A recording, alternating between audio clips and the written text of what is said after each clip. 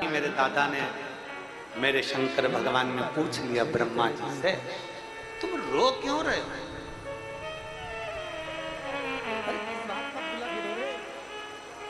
मंदिर में दिया लगाने से ज्यादा पुण्य, मंदिर में अगरबत्ती लगाने से ज्यादा पुण्य किस चीज से मिलता?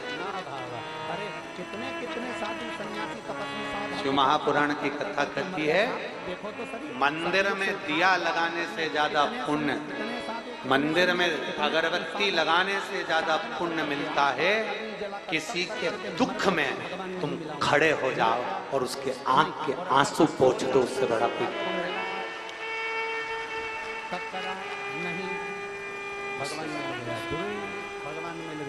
उससे बढ़कर कोई खुशी, उससे बढ़कर कोई उमंग, उससे बढ़कर कोई प्रसन्नता।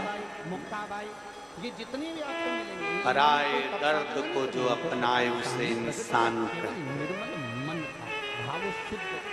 किसी के काम जो आए उसे इंसान कहते हैं। किसी के दुख को देख कर जो मुस्कुराए उसको हैवान कहते हैं।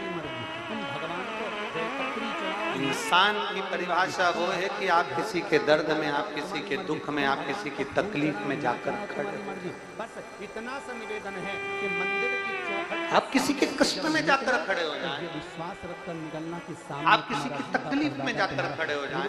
यहाँ बैठा हुआ है और उस भगवान एक बहन ने एक पत्र लिखा है, उस बहन ने पत्र में लिखा, दर्द को जो अपनाए उसे इंसान कहते हैं, किसी के काम जो आए उसे इंसान। मेरे शिव यही सिखाते हैं, मेरे शंकर यही सिखाते हैं।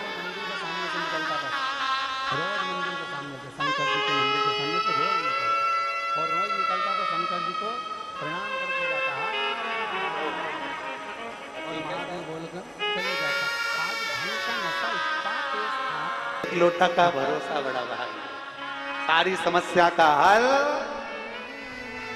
दोनों हाथ उठाकर बोल बम का नारा है। जहाँ शंकर जी का मंदिर है, मंदिर के दरवाजे शिव तत्व की प्राप्त। गणेश चतुर्थी का समय था तो किसी ने और हम तो बाबा के भरोसे चलते हैं, हम तो अब ये भंग के नशे में दिया जलाने से बड़ा पुण्य है किसी के आंख के आंसू पोंछ देना। अगरबत्ती लगाने से बड़ा पुण्य है कि कोई दुखी दिखे तो उसके दुख को कम करने का प्रयास। थोड़ी देर तक तो ऐसा कोई दुखी है, उसके दुख को कम करने का प्रयास।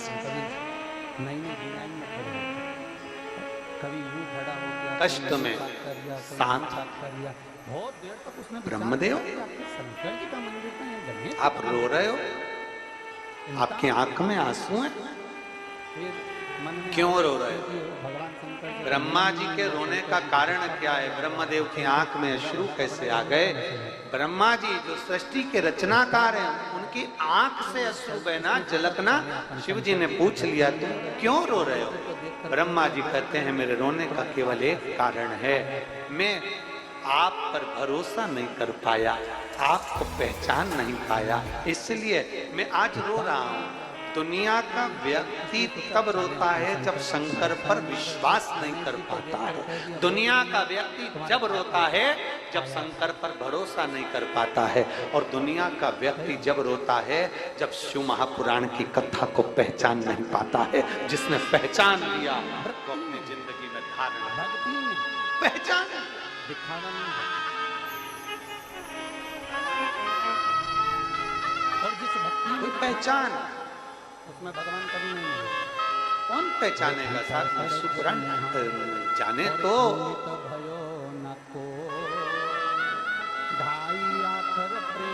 अपनी बुद्धि में, अपने चित्त में, अपने वृत्ति में, अपने मन में गलत विचारों को दूर कर कर शिव को अंदर लाने का प्रयास करें। वृंदावन में संत के दरवाजे पर लिखा हुआ था, गलत दृष्टि को दूर कर कर शंकर को करीब लाने का प्रयास करें। किसी नारी का मुख नहीं देखा, जन्म से लेकर आज तक हमारे गुरु जी ने किसी स्त्री का मुख नहीं देखा।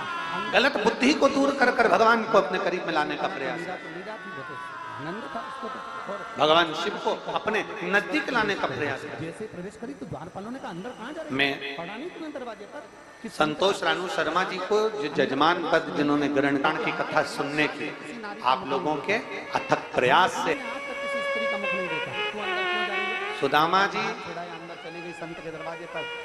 गिरधर जब द्वारकाधीश के पास में जा रहे थे, भगवान कृष्ण के पास में जा रहे थे, तब उनकी धर्म पत्नी ने गुस्से में सुशीला, उनकी धर्म पत्नी ने सुशीला दरवाजे पर पड़ा नहीं क्या लिखा था कि मैं पड़ोसन के यहाँ जाकर का मुख नहीं देखा, पड़ोसी से उन्हें मेरा अपनी पड़ोसन से पड़ोस में जाकर विनय करे, बोलने लगी महाराज मेरे मन को रहा नहीं मेरे पति द्वारका जा रहे, कराते से प्रकट हो गया। क्या प्रश्न है तेरा? मीराबाई कहने लगी आपसे पूछना मेरे पति चाहती हूँ, द्वारका जा रहे, पुरुषों की स्त्री आप कुछ दे दीजिए। उनके हाथ में रखकर मैं द्वारका भेजूंगी, द्वारकाधीश के पास। ऐसे मूर्खों जैसा प्रश्न कर रही है, तुझे दिखता नहीं है पुरुष हो? मीराबाई कहने लगी, संत कहने लगे, तूने प्रश्न किया, महाराज, कर दिया।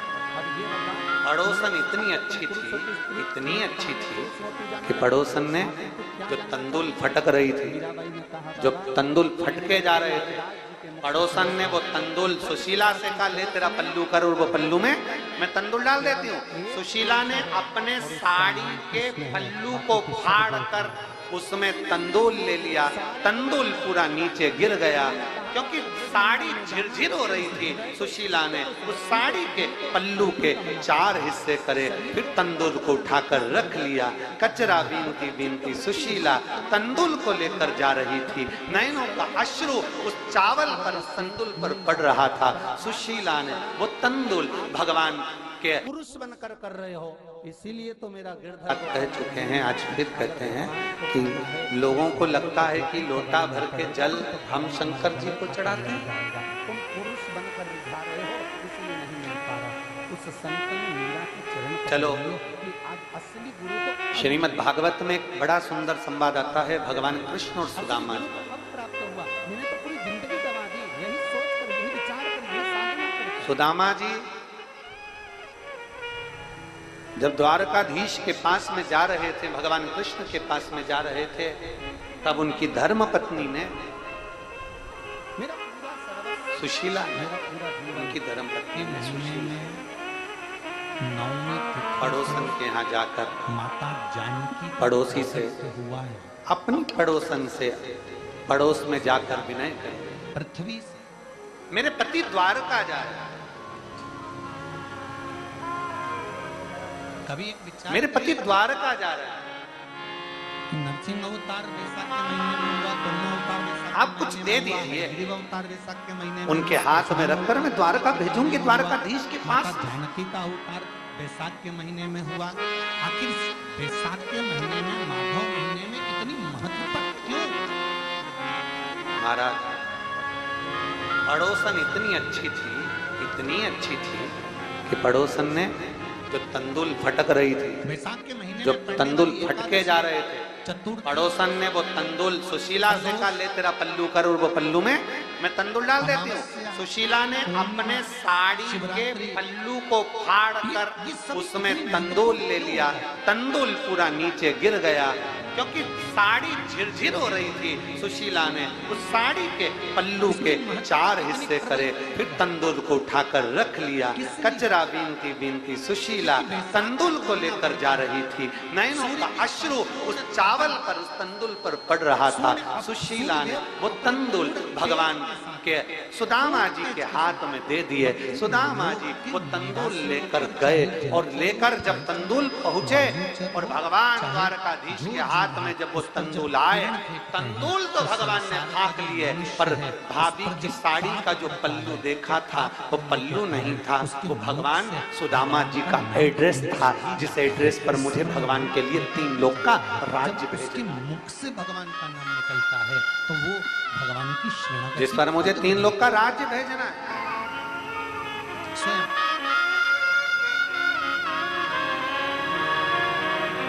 एक बड़ा सुंदर भाव, इसलिए लोग उसे गुनगुनाते हैं कि जितनी राधा रोई कोई पढ़ता हो रोई कान्हा के लिए, जितनी राधा रोई रोई कान्हा के लिए, कन्हैया उतना रोया रोया सुदामा के लिए, कन्हैया उतना रोया